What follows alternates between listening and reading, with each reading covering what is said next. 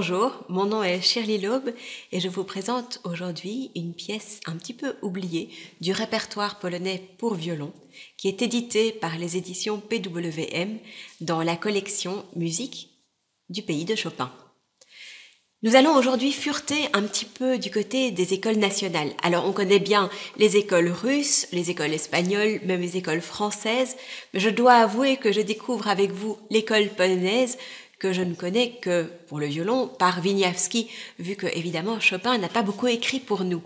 Mais à part Wieniawski, il y a évidemment une énorme richesse de compositeurs qui ont composé pour notre instrument, et voici l'un d'eux, Adam Wronski, qui a écrit ici dans ce recueil 2 pièces, une très jolie berceuse et une mazurka.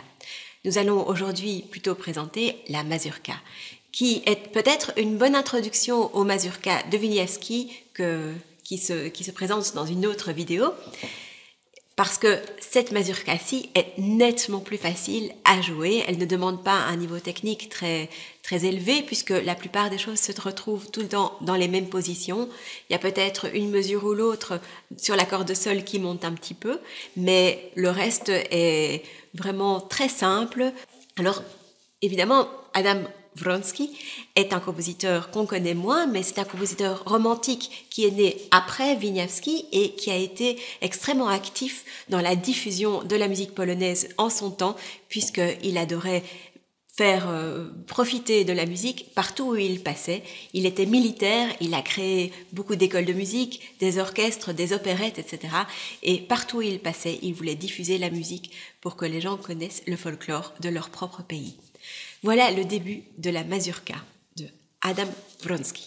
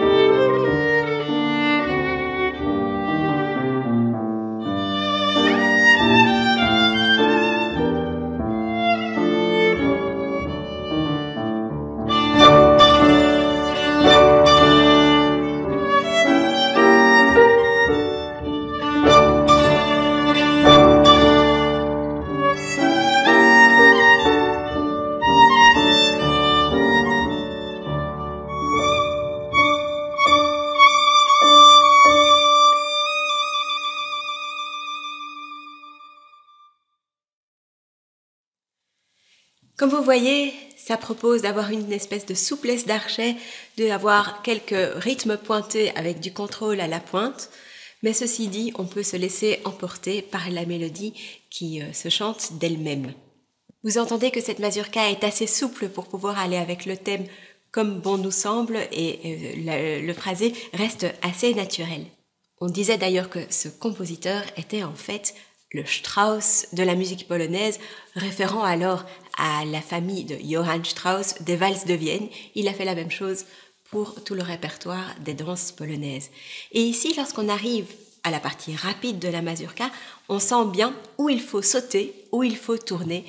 Et c'est ça qu'on montre avec notre archet et qu'on peut travailler avec les étudiants pour que les accords ne soient pas uniquement des accords qui vont vers le bas sur un premier temps, mais qui peuvent donner une énergie vers le haut. Comme par exemple, vous le verrez dans l'exemple qu'on donne tout de suite du début de la partie rapide.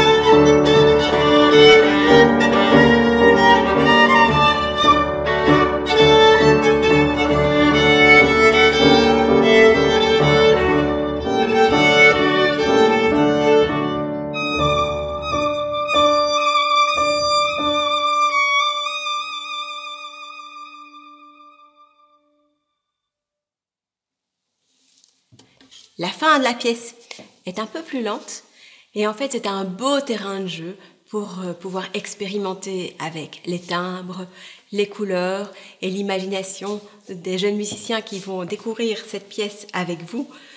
Les profs seront bien surpris de pouvoir voir à quel point les neurones musicaux de nos jeunes étudiants peuvent être très imaginatifs.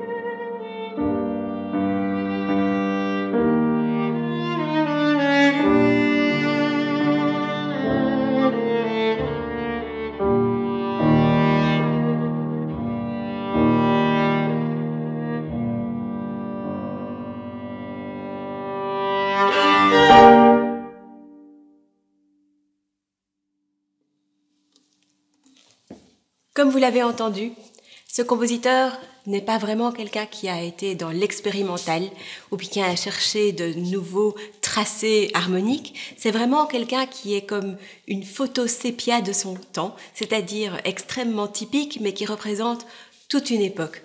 Et autant avec la berceuse du même recueil qu'avec cette mazurka, en finissant un récital avec cette pièce, je suis sûre que vous laisserez un public avec une larme nostalgique qui se transformera en sourire. Thank you.